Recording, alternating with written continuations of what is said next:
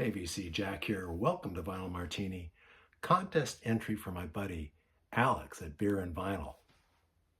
Got my beer all ready. Got a local brew, BC Kokanee. Used to be brewed from the water of the Kokanee Glacier, but not anymore. It was established in Creston, BC, which is in the heart of the Kootenays.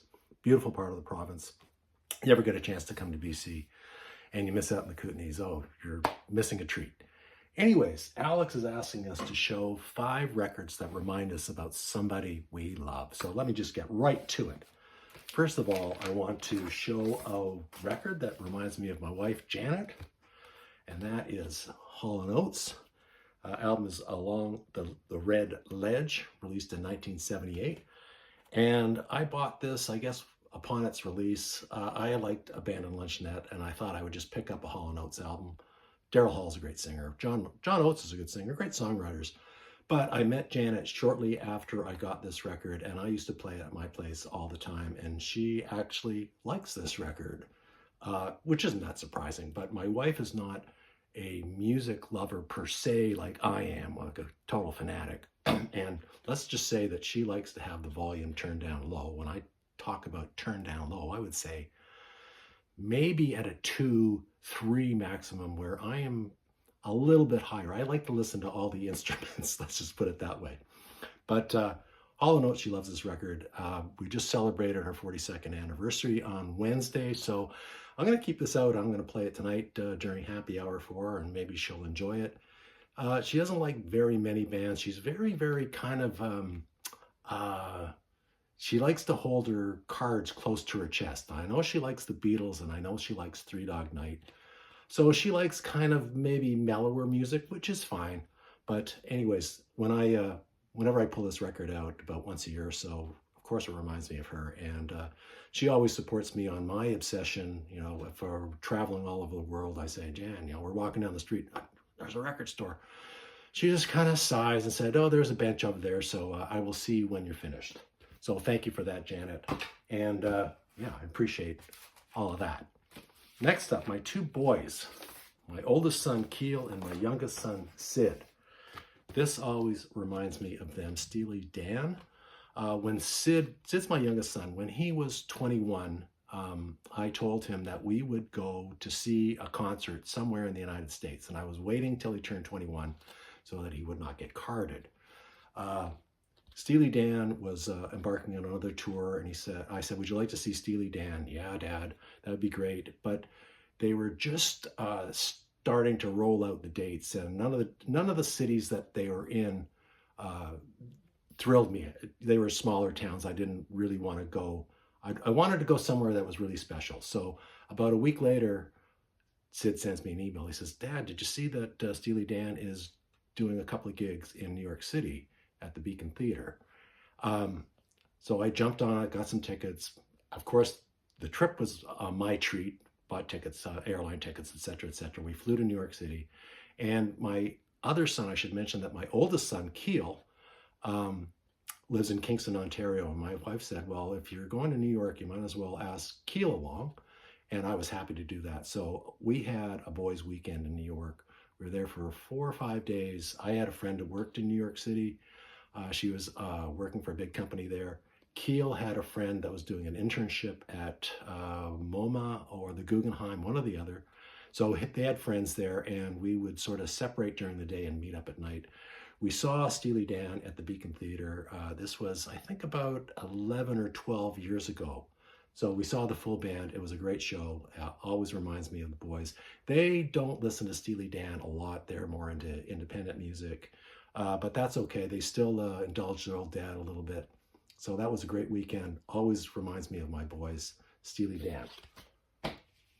Next up, I'd be remiss if I didn't mention my daughter. Now, my daughter is not a music lover per se. She doesn't collect CDs or records or anything like that, but she streams all her music.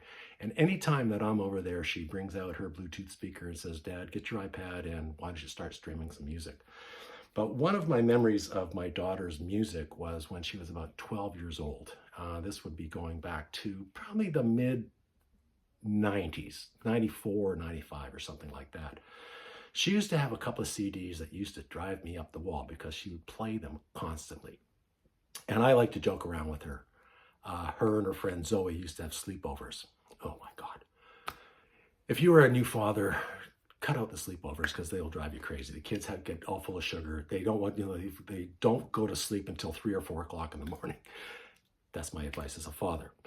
But they used to do that. But the two bands, one of them is Aqua, a Swedish band, and the other was Billy Ray Cyrus, My Achy Breaky Heart. And they used to play those two, either they were tapes or CDs constantly. And I think they were both in dance, and those songs were featured in their dance program.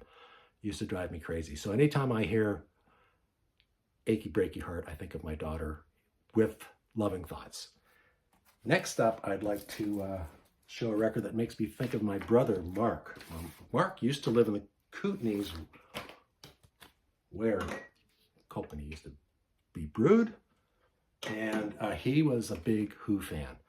He moved back to Ontario to help look after my ailing parents. Oh, I don't know, it's got to be 10 years ago now. And he had a quite extensive record collection, which he just gave to me. He said, well, I'm not going to move them back east, so you might as well take them. And like I said, he's a big Who fan. So anytime I hear a Who song or think of the Who, I think about my brother Mark. Great guy. I'm going to go see him this summer.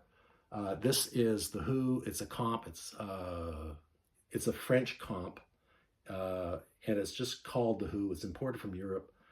I can't read that. That's in French. But it's got The Seeker, Magic Bus, Happy Jack, all the early Who classics. So, Mark, this one's for you, buddy. Next is my best friend, Ward. Now, I've known Ward probably close to 35 years. We have gone golfing trips together. We camp together with our families, of course. And he has become like an uncle to my family, and likewise we are uncles and aunts to his family. But he is a huge ACDC fan, and I have actually gone to see ACDC twice in Vancouver with him.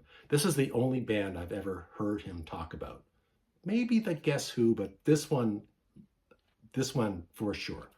And this is my first ACDC record. I've never had any because they are so constant on classic rock. You don't really have to own them to listen to them. You just get in the car, listen to the radio for half an hour, and you're bound to hear an ACDC record. But I got this in a collection I bought, so I was thinking of him. Ward's such a great guy. We fished together, we golfed together, like I said. Been on very many trips together. Fantastic guy. We work together, renovate together. We do everything. So this one's for you, buddy. ACDC. Oh, and I should mention, maybe I should relate a funny story. The first time we went to see ACDC, this was in BC Place, holds about 50,000 people. And if you've never been to an ACDC concert, it is an event. There are 5-year-old kids there. There are people that are 85 years old there. And it is just a mob scene. We went to get some beer, sort of about midway point of the concert. And they ran out of beer. They ran out of all alcohol on that mezzanine level. So Ward and I went on a little excursion looking for some beer. So we went to the top of the stadium at the mezzanine there, and sure enough, they did not have any beer, but they were selling those coolers, those sweet little drinks. Well, any port in a storm, I say. So we loaded up. We were able to buy 2 each, and as we were making our way into our seats, excuse me, Ward happened to spill about half of his drink down the back of the poor woman in front of him, down her top. Now, when I saw that, I go, uh-oh. I just sort of looked away, pretended that I wasn't with him. But that woman's credit, she didn't bat an eye. And nobody exploded, but that's a funny story, and I'll always remember that. Good times going to see ACDC with my buddy Ward. And last but not least, I'd like to show a record that reminds me of my good friend Reg, who is my only crate digging buddy here in Victoria. Reg and I go out about once a month, maybe once every 2 months, looking for records. He's a man after my own heart. He likes cheap records. And I always used to find Poco records cheap. And he really likes Poco. And I always thought that Poco was a little, I don't know, second tier, maybe third tier country rock band. But I got a couple of records for him. He already had them, so I decided to keep them. I put them on the turntable, and was I wrong? Poco is a great band. So thank you, Reg, for directing me indirectly to Poco. Really enjoy our crate digging. We are going to go out soon, buddy. Thanks for everything you've done for me. He's another fishing guy. He's got a boat, brings me out fishing. He knows everything about electronics. Really, really super nice guy. So, reminds me of Reg. So there you go, Alex. Alex was looking for 500 subscribers. Last time I checked about an hour ago, he's at 529. So he's well on his way to 600. He's well on his way to 1,000. He did that in 4 months, which is remarkable because it took me, over 2 years to get to where I am, which is 600. And I appreciate all my subs and all my friends. But Alex, well done. By the time the year's out, you're going to be well over 1,000. So good luck with that, Alex. Hope that meets your criteria. This was a fun contest. I'm going to check out right now, and I'll see you guys in the next video soon. Cheers, guys.